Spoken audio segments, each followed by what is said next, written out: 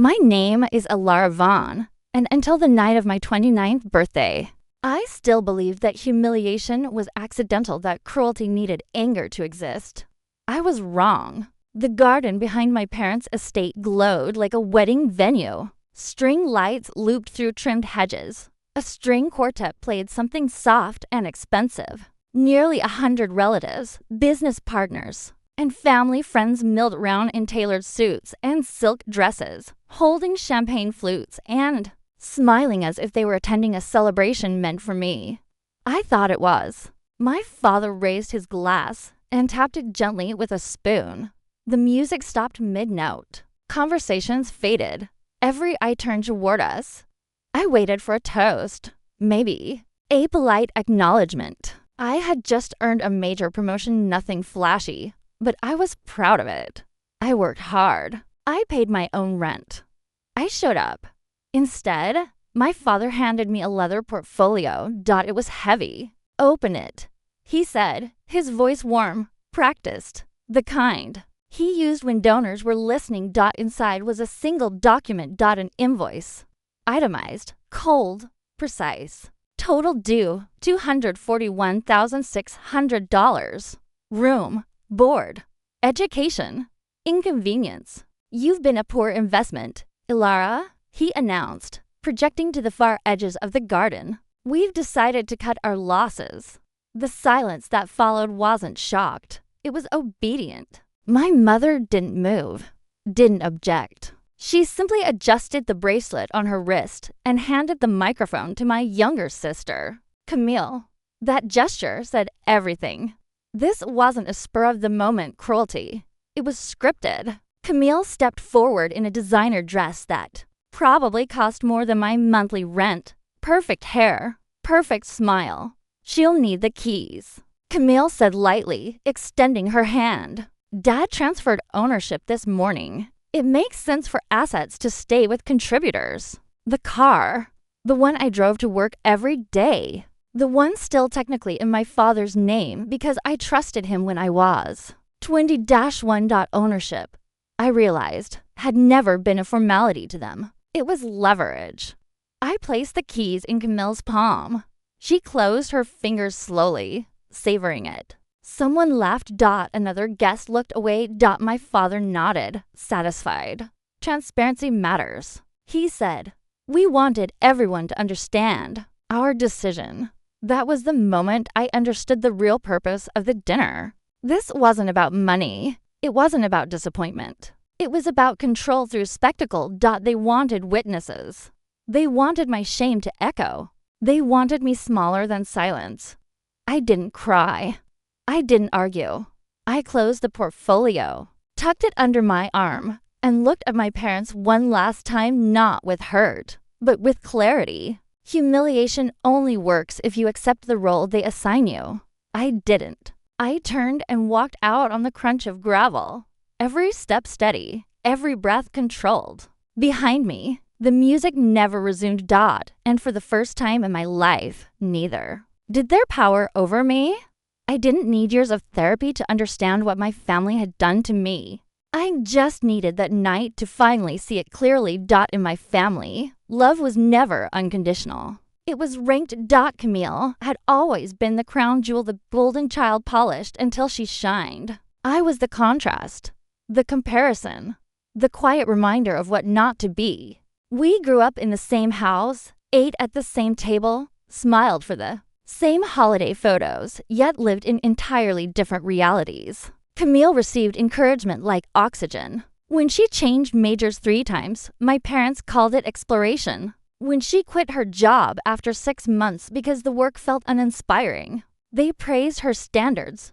When she maxed out credit cards on trips, clothes, and curated experiences, my father laughed and said, "You only live once." I learned early that my role was different.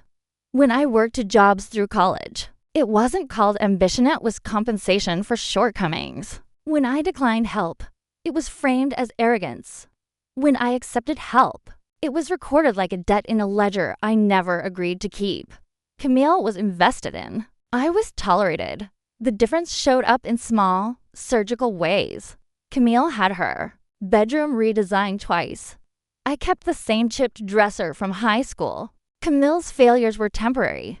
Mine were proof of character. If she cried, my mother rushed in. If I cried, I was told to stop being dramatic. Even praise was rationed. When Camille walked into a room, people were told about her potential. When I walked in, people were told about my attitude. Over time, I stopped expecting fairness. That was the trap. The scapegoat learns survival through silence. You become reliable, low maintenance, useful. You learn that if you're helpful enough, quiet enough, grateful enough, maybe the target will shift. It never does. The golden child doesn't just receive love, they receive permission. Permission to take, to err, to demand. The family bends to protect them because their success is treated as proof that the system works. If the golden child shines, then the parents must have done something right. The scapegoat exists to absorb everything else. Every disappointment, every financial strain, every unspoken regret. That night in the garden wasn't an exception. It was the final performance of a lifelong pattern. Camille stood radiant under the lights because she always had. I stood in work clothes because my time had never belonged to me. Even my birthday wasn't mine, it was a stage built to elevate. Her when my parents handed her my car keys. It wasn't about transportation. It was symbolic. Assets flowed toward the golden child. Losses flowed toward me. That was the rule. And the guests played their role perfectly. No one objected. No one questioned the cruelty. Because in families like mine, the scapegoat is already labeled difficult, ungrateful, problematic. Once that story is accepted, anything done to them feels justified. Walking home that night, I replayed moments I had minimized for years. The time Camille borrowed money I never got back. The internships my parents leveraged connections for hers, not mine. The emergencies I solved quietly so she could keep shining. I realized something that hurt more than the humiliation itself. They didn't misunderstand me. They needed me to be lesser. Because if I succeeded without their favoritism, without their rescue, without their narrative, then the hierarchy collapsed. If the scapegoat thrived independently, the golden child stopped being special. And that was unacceptable. By the time I reached my apartment, my feet blistered and my hands shaking. The truth had settled like iron in my chest. I wasn't disowned because I failed. I was disowned because I no longer fit the role they assigned me. And once you see the structure clearly, golden child on the pedestal, scapegoat beneath the weight, you stop trying to climb. You step away, and the system begins to crack. If the dinner had been about humiliation, what came next was about eradication. My parents didn't stop at shaming me in public. That night was only the opening move. The moment they confirmed I could be broken in front of witnesses without consequence. Once they saw that I walked away quietly, they adjusted their strategy. Silence, to people like them, isn't strength. It's a challenge. By morning, the campaign had begun. The first message came from my mother, carefully worded, dripping with false concern. We're worried about you, Ilara. You didn't react well last night. Sometimes accountability feels like cruelty to people who refuse to grow. It wasn't an apology. It was a diagnosis. She was rewriting the narrative already, positioning herself as the reasonable parent dealing with an unstable daughter. An hour later, my father followed. No greeting, just an email attachment titled repayment options. A payment schedule broken into neat monthly installments, extending decades into the future. It was never about collecting the money. It was about reminding me that, on paper, they believed they owned me. Then came the third strike. My phone rang while I was still sitting at my kitchen table. Untouched coffee going cold between my hands. The caller ID showed my office number. I answered without thinking. Ilara, my manager said, his voice thin. There's been a concern. Concern. That word again. So gentle. So lethal. He explained awkwardly. Rehearsed that my parents had contacted senior leadership late the previous evening. They had raised serious questions about my stability, my judgment, my access to sensitive systems. They framed it as parental worry, of course. We're just afraid she's spiraling, my mother had said. After last night, we felt obligated to protect everyone involved. By the time he finished speaking, I understood the shape of it. They weren't trying to punish me anymore. They were trying to erase me. If I lost my job, I lost my independence. If I lost my income, I lost my apartment. If I lost mobility, resources, credibility, then I would be forced back into their orbit, desperate and apologetic, ready to accept whatever terms they offered. This was the real plan, not rejection. Containment. My termination email arrived 30 minutes later, effective immediately. No investigation, no chance to respond. My access would be revoked by end of day. My belongings mailed. I sat very still as I read it. I expected panic, tears, rage. Instead, I felt something colder. Recognition. This wasn't impulsive. It was coordinated. The dinner, the invoice, the car, the phone calls, each move designed to remove one pillar of my life at a time. Financial pressure, social isolation, professional annihilation. They weren't angry that I left the garden. They were furious that I didn't collapse. The messages intensified throughout the afternoon. My mother sent paragraphs framed as guidance. My father sent legal threats dressed as responsibility. Camille posted online soft lighting. Sad eyes about cutting toxic people off for your peace. The irony was surgical. And still, I didn't respond. Because somewhere between the walk home and the termination notice, something fundamental had shifted. For the first time, I wasn't asking myself how to fix the relationship. I was asking myself how to protect myself. That distinction matters. People like my parents rely on one assumption, that you will always prioritize connection over survival. That shame will make you compliant. That love, even counterfeit love, will keep you reachable. But once they crossed into total erasure, once they tried to delete my livelihood, my identity, my future, they forfeited the last illusion. This was no longer family conflict. It was an attack. And attacks require assessment, not emotion. That night, as the city lights flickered outside my apartment window, I didn't cry or beg or spiral. I sat at my desk, opened my laptop, and stared at the dark screen until it felt familiar again. They thought removing me from their world would make me disappear. What they didn't understand was this. I had been surviving without their support my entire adult life. I knew how systems worked. I knew how power moved. I knew how lies left trails. They had escalated to total erasure because they believed I was weak. They were about to learn how dangerous it is to underestimate the scapegoat once she stops trying to belong. And this time, I wasn't walking away blindly. I was preparing. Trauma is supposed to break you. That's the story. People like my parents rely on the expectation that once enough pressure is applied, you will shatter into something manageable, crying, begging, apologizing, willing to trade your dignity for relief. But trauma doesn't always do that. Sometimes it sharpens. The night they fired me, I sat alone in my apartment with the lights off, the hum of the refrigerator the only sound anchoring me to reality. I didn't spiral.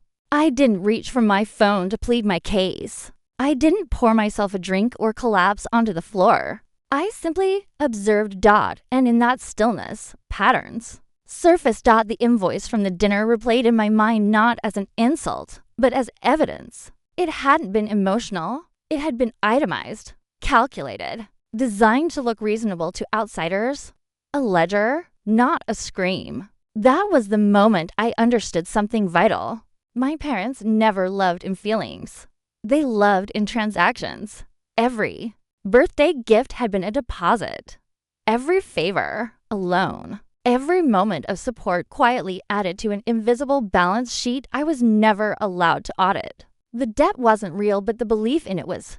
Healthy families don't track costs. They don't assign interest to childhood.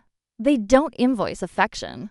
But narcissistic systems do. Children aren't raised, they're managed. And when management decides an asset isn't producing the right return status, obedience, admiration, they restructure or liquidate.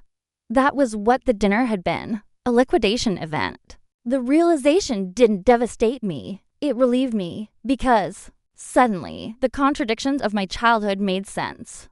The praise that never stuck, the love that always came with conditions. The way approval vanished the moment I asserted independence. It wasn't that I failed them. It was that I stopped being profitable. Once I saw that, the fear lost its grip. I replayed the last few years with new eyes. The late nights I spent fixing their tech issues without acknowledgement. The quiet transfers I made to cover household gaps they never thanked me for. The way Camille's expenses were celebrated while my contributions were ignored. Or worse, resented. They didn't hate me because I was weak. They hated me because I was competent without them. Independence is intolerable to people who require control. If I could survive without their resources, their approval, their permission, then the narrative collapsed. The golden child needed a contrast. The system needed a scapegoat. And I had stepped out of the role. That clarity changed everything. Instead of seeing myself as abandoned, I saw myself as released. Released from a rigged game where the rules changed every time I came close to winning. Released from chasing affection that was never freely given. The trauma didn't make me smaller. It made the situation visible. I looked around my apartment, the mismatched furniture, the stack of unpaid invoices from my parents on the counter, the quiet hum of my laptop in sleep mode. None of it felt like failure anymore. It felt like neutrality, a blank slate.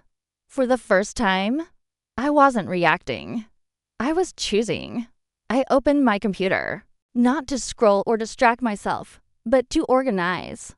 I created folders, screenshots, timelines, not because I was plotting revenge, but because clarity demands structure. Emotion is loud. Clarity is precise. I documented everything. The invoice, the emails, the termination notice, the social media posts. I wasn't angry enough to lash out. I was calm enough to prepare. That difference mattered. I understood now why my silence unsettled them. Narcissistic systems rely on emotional feedback loops. Rage, tears, apologies, any reaction reinforces their power. But detachment starves them. I muted my phone instead of blocking it. Information still mattered. Data always does. And with every message that came in, the truth became harder to deny. They weren't trying to repair a relationship. They were trying to regain leverage. Once that clicked, guilt evaporated. Guilt only survives when you believe you owe something. I didn't. I never had. The debt was fictional, the ledger imaginary. They taught me the language of cost. I had simply learned how to read it properly. By dawn, exhaustion finally settled into my bones, but not despair. I lay on my bed staring at the ceiling, breathing evenly, mind steady. I wasn't broken. I was awake. And awakening is dangerous to people who built their power on your confusion. They thought trauma would silence me. Instead, it clarified the map. And once you see the map clearly, you stop wandering.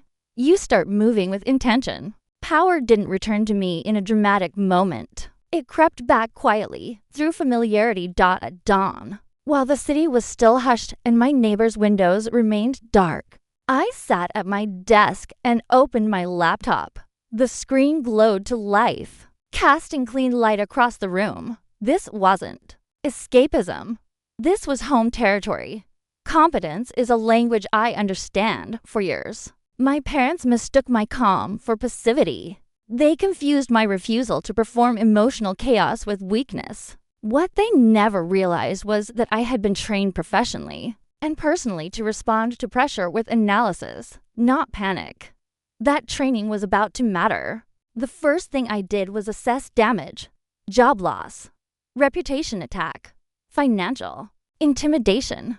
Social isolation attempts. This wasn't random cruelty, it was a coordinated threat model. And threat models, once mapped, can be neutralized. I began with documentation. Every email from my parents went into a secure folder, time-stamped, preserved, the invoice, the repayment threat, the phrasing that framed concern as justification. Narcissistic abuse always follows patterns, and patterns leave trails. Next, I turned to my job. James, my manager, had fired me without due process, based on external influence. That wasn't just unethical. It was a liability. Companies survive on consistency, on procedure. He had violated both. I didn't call him. You don't confront a compromised node. You bypass it. I accessed my contacts and found the number I had saved months ago during an incident response. Escalation, the regional director. She knew me, not socially, but professionally. That distinction mattered. When she answered, I didn't sound frantic. I sounded factual. I explained what happened, where, when, who was present, what policies had been ignored. I didn't editorialize. I didn't accuse. I let the facts do the work. There was silence on the line, not disbelief, but calculation. Within minutes, my system access was restored. The termination was voided. James was placed on administrative leave pending investigation. A retention adjustment was added to my salary. As a corrective measure, I stared at the confirmation email. Longer than necessary, not in disbelief, but in acknowledgement. This was the first pillar collapsing. They had tried to make me professionally invisible. Instead, they had exposed their interference and accelerated my advancement. Competence has a way of surfacing truth. With my livelihood secured, I turned to the second front.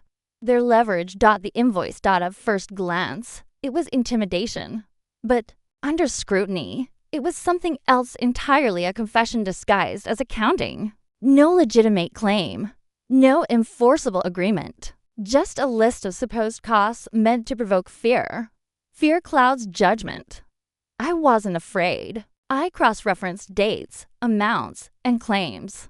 Certain numbers stood out. Transfers that didn't align.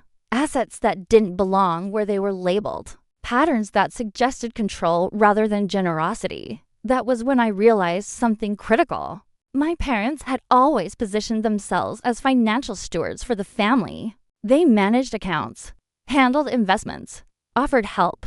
That came with strings. That kind of centralized control only works if no one audits it. I knew how to audit. I didn't start with confrontation. I started with verification.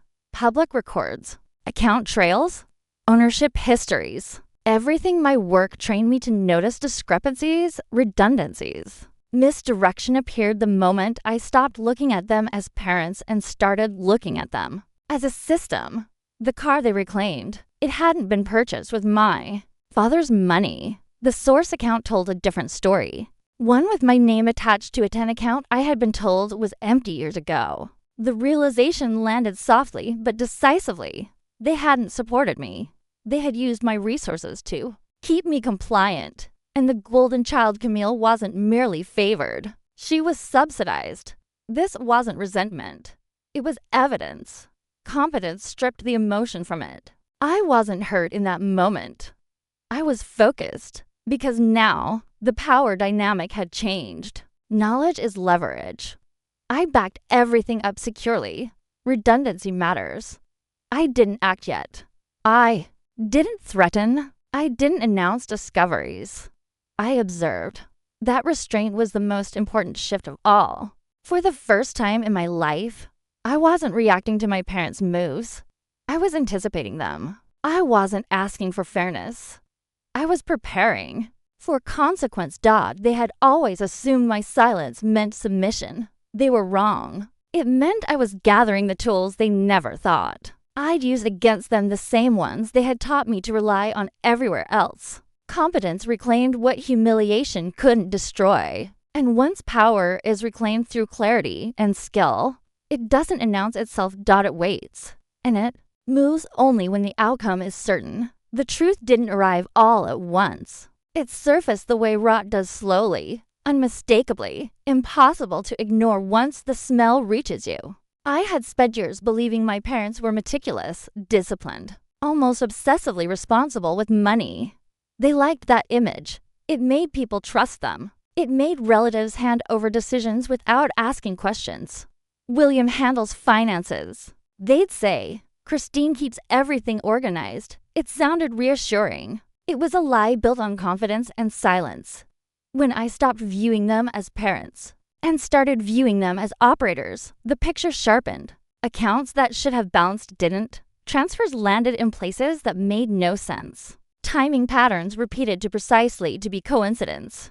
This wasn't sloppy mismanagement. It was design. I started with the account that paid for the car Camille had reclaimed so theatrically. The title had always been in my father's name, convenient, clean. But the purchase funds didn't originate from his personal account. They came from a trust. My trust. I froze, then kept going. Emotional pauses are dangerous in investigations. I traced the trust's creation date, the intended maturity, the named beneficiary. Everything lined up. A fund established by my grandmother, meant to vest when I turned 21. I had been told it was drained long ago. Medical bills, estate, expenses, nothing left. That was the first documented lie. The balance should have been significant. Instead, it was zero. The car wasn't a gift. It was a leash, purchased with my own money, titled in my father's name, loaned back to me to maintain gratitude. When it was time to punish me, they didn't take their asset back. They redistributed stolen property. I leaned back in my chair and let that sink in, not as outrage, but as confirmation. Narcissistic systems don't create generosity. They create dependency loops. Once I saw that, I widened the scope. My parents had always positioned themselves as financial mentors too. Extended family. Uncle Kevin and Aunt Michelle were frequent subjects of praise. Smart people who knew when to ask for help. For years, they transferred a fixed amount monthly for a high-yield tech fund my father claimed to manage. I followed the money. The transfers landed in my father's holding account. They stayed there just long enough to look legitimate. Then they moved again, wired to an LLC I didn't recognize. The name was almost laughable in its audacity. Camille Lifestyle Group. Shell company. Clean filings. No real operations. Expenses. Only. Luxury leases. Influencer travel. Credit card settlements. Designer purchases. Everything that had always been explained as Camille's success was funded by other people's trust. The golden child wasn't self-made. She was financed. And then I saw the signatures. Digital authorization logs don't lie. On every withdrawal request, next to my father's approval, was Camille's. Not passive. Not incidental. Active. The golden child defense I didn't know collapsed instantly. This wasn't favoritism anymore. It was conspiracy. I documented everything. Screenshots, hashes, timestamps, redundant backup stored offline. I wasn't rushing. Rushing leads to mistakes, and mistakes protect abusers. The evidence told a clean story. Wire fraud, misappropriation, identity misuse, breach of fiduciary duty, felonies, not family drama. That distinction mattered. I didn't confront my parents. I didn't call Camille. I didn't hint. Exposure without preparation is just noise. I prepared the recipients instead. I drafted a single email. No accusations. No emotional language. Just one attached PDF clearly labeled and a list of recipients.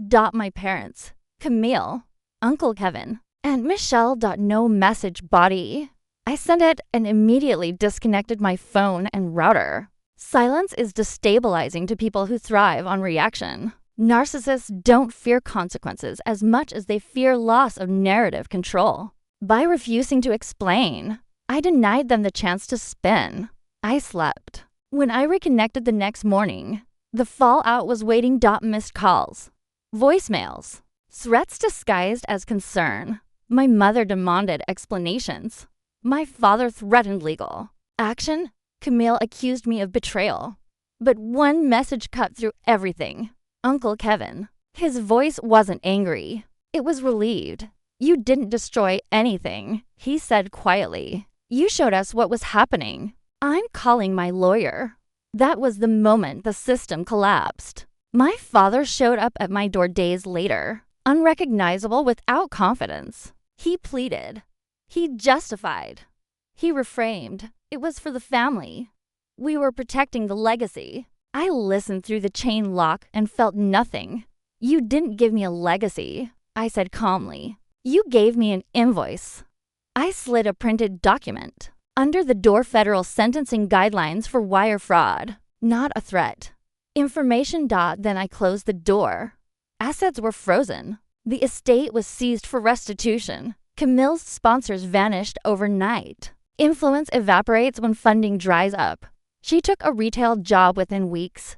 I didn't attend hearings. I didn't gloat. I didn't post. When the dust settled, I opened the folder labeled Family Audit and deleted it. Justice didn't require me to keep the evidence forever. For the first time, the debt they claimed I owed was gone. Not forgiven. Proven false. And that was enough. People like my parents expect revenge to look loud. They imagine screaming phone calls, public exposes, scorched earth rants posted for validation. They expect theatrics because theatrics are the language they taught. When they didn't get that from me, it confused them. When confusion turned into consequences, it terrified them. Justice didn't arrive with fireworks. It arrived with paperwork. The investigations moved at the speed of institutions: slow, deliberate, indifferent to emotion. Accounts were frozen. Properties were assessed. Statements were taken. No one asked me how I felt. They asked for documentation, and I had it. That was the difference. Revenge seeks relief. Justice seeks resolution. I wasn't interested in humiliating my parents the way they had humiliated me. I didn't need to reverse the spectacle.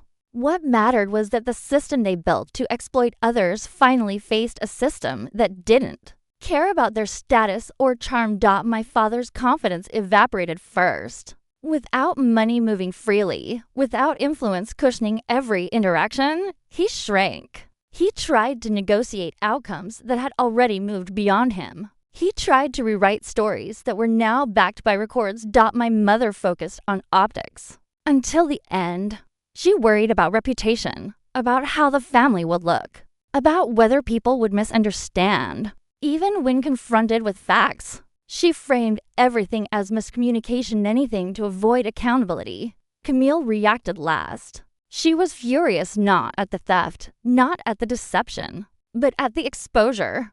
She accused me of jealousy, of cruelty, of ruining her life.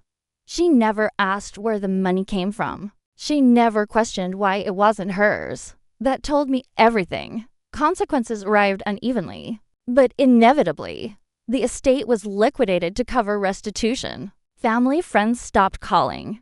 Invitations dried up. The silence that followed wasn't dramatic, it was empty. Influence doesn't survive scrutiny. Camille's online presence collapsed almost overnight. Sponsorships vanished quietly, without funding. The image cracked. She discovered that admiration is conditional when it's bought. I felt no satisfaction watching it happen. That surprised me. What I felt instead was distance. For the first time, my parents' chaos didn't spill into my nervous system. I wasn't waiting for the next message, the next manipulation. I wasn't bracing for retaliation. The threat was neutralized not because I fought harder, but because I stepped out of the emotional exchange entirely. Justice had done what confrontation never could. It ended the pattern. I didn't attend court dates. I didn't give interviews. I let professionals handle what professionals are trained to do. My involvement ended the moment the evidence was submitted. That restraint mattered. Revenge keeps you tied to the people who hurt you. Justice cuts the cord. Weeks later, my father sent one final email. It wasn't angry. It wasn't pleading. It was hollow. We never meant for things to go this far. That sentence hovered on my screen like an unfinished thought. They always mean for control to go far. They just don't mean for consequences to reach them. I didn't reply. Silence wasn't punishment. It was closure. When everything was finalized, when the accounts were settled and the investigations concluded, I didn't celebrate. I cleaned. I reorganized my apartment. I replaced the furniture I'd inherited emotionally pieces, chosen to accommodate other people's expectations. Justice didn't restore my childhood. It didn't give me parents who loved correctly. It didn't rewrite history. What it gave me was finality. No more leverage. No more debt narratives. No more roles to perform. I hadn't won. I had finished. And there's a quiet power in that, knowing you didn't need to become cruel to stop cruelty. Didn't need vengeance to reclaim yourself. Justice didn't avenge me. It simply made sure the damage stopped where I stood. And that was enough.